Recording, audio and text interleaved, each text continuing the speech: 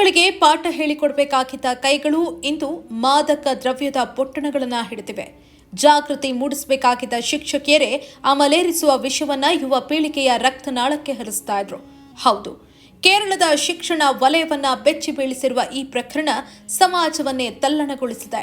Operation Toofan ಹೆಸರಿನಲ್ಲಿ ಪೊಲೀಸರು ನಡೆಸ್ತಾ ಇರೋ ಈ ಕಾರ್ಯಾಚರಣೆಯ ಹಿಂದಿದೆ ಒಂದು ಬೆಚ್ಚಿ ಬೀಳಿಸುವ ಕಥೆ.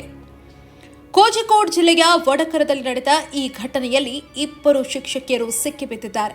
ಹೆಸರು ಕೆಸಿ ಕೀರ್ತನಾ ಮತ್ತು ಕಾವ್ಯ. ನೋಡುವುದಕ್ಕೆ ಸಾಮಾನ್ಯ ಶಿಕ್ಷಕಿಯರಂತೆ ಕಾಣುವ ಇವರು ರಹಸ್ಯವಾಗಿ ಲೇಡಿ ಡಾನ್ಗಳಂತೆ ಮೆರಿತಾ ಇದ್ರು. ಶಾಕಿಂಗ್ ವಿಷಯ ಅಂದ್ರೆ ಕೀರ್ತನಾ ಶಾಲೆಯಲ್ಲಿ ಮಾದಕ ದ್ರವ್ಯ ವಿರೋಧಿ ಜಾಗೃತಿ ಅಭಿಯಾನಗಳ ಮುಂಚೂಣಿಯಲ್ಲಿದ್ದವಳು. ವಿದ್ಯಾರ್ಥಿಗಳಿಗೆ ಜುಂಬಾ ಡ್ಯಾನ್ಸ್ ಕಲಿಸ್ತಾ ಇದ್ದ ಈಕೆ ತೆರೆಮರೆಯಲ್ಲಿ ತನ್ನದೇ ಆದ ಮಾದಕ ಲೋಕವನ್ನ ಸೃಷ್ಟಿ ಮಾಡಿಕೊಂಡಿದ್ಲು. ಸಫಾನ್ ಅನ್ನೋ ವ್ಯಕ್ತಿಯ ಬಂಧನದ ನಂತರ ಆತನ ಫೋನ್ ದಾಖಲೆಗಳು ಈ ಶಿಕ್ಷಕಿಯರ ಮುಖವಾಡವನ್ನ ಕಳಚಿ ಹಾಕಿವೆ.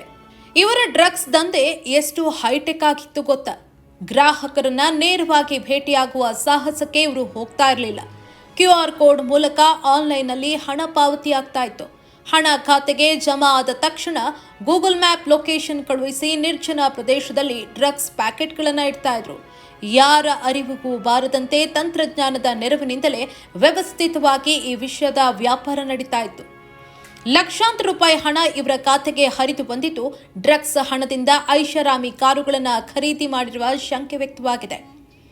ಇದೀಗ ಶಿಕ್ಷಣ ಇಲಾಖೆ ಎಚ್ಚೆತ್ತುಕೊಂಡಿದೆ. ಇಬ್ಬರು ಶಿಕ್ಷಕಿಯರನ್ನ ಸೇವೆಯಿಂದ ವಜಾಗೊಳಿಸಲಾಗಿದೆ. ಪೊಲೀಸರು ಆರೋಪಿಗಳನ್ನ ಕಸ್ಟಡಿಗೆ ಪಡೆದಿದ್ದು, ಡ್ರಗ್ಸ್ ಪೂರೈಕೆ ಮಾಡ್ತಾ ಇರೋ ಮುಖ್ಯ ಕಿಂಗ್ ಪಿನ್ ಯಾರು, ಈ ಜಾಲದಲ್ಲಿ ಇನ್ನು ಎಷ್ಟು ಮಂದಿ ಭಾಗಿಯಾಗಿದ್ದಾರೆ ಅನ್ನೋ ಬಗ್ಗೆ ತನಿಖೆ ಚುರುಕುಗೊಳಿಸಿದ್ದಾರೆ. ಕೀರ್ತನಾಳ ಖಾತೆಗೆ ಬರುವ ಹಣವನ್ನ ಸಾಕ್ಷ್ಯ ಸಿಗದಂತೆ ಕಾವ್ಯಾಳ ಖಾತೆಗೆ ವರ್ಗಾಯಿಸುವ ಜಾಣ್ಮೆಯನ್ನ ಪೊಲೀಸರು ಬಯಲು ಮಾಡಿದ್ದಾರೆ. ಈಗ ರಾಜ್ಯದಾದ್ಯಂತ ಶಾಲಾ ಪರಿಸರವನ್ನ ಮತ್ತಷ್ಟು ನಿಗಾದಲ್ಲಿ ಇರಿಸೋದಕ್ಕೆ ಸರ್ಕಾರ ನಿರ್ಧರಿಸಿದೆ. ವಿದ್ಯಾರ್ಥಿಗಳಿಗೆ ಮಾದಕ ದ್ರವ್ಯದ ವಿರುದ್ಧ ಪಾಠ ಹೇಳಬೇಕಾಗಿದ್ದ ಶಿಕ್ಷಕಿಯರೇ ಇಂಥ ಗಂಭೀರ ಅಪರಾಧದಲ್ಲಿ ಭಾಗಿಯಾಗಿರೋದು ಕೇರಳದ ಶಿಕ್ಷಣ ಇಲಾಖೆಗೆ ದೊಡ್ಡ ಮುಖಭಂಗವಾಗಿದೆ.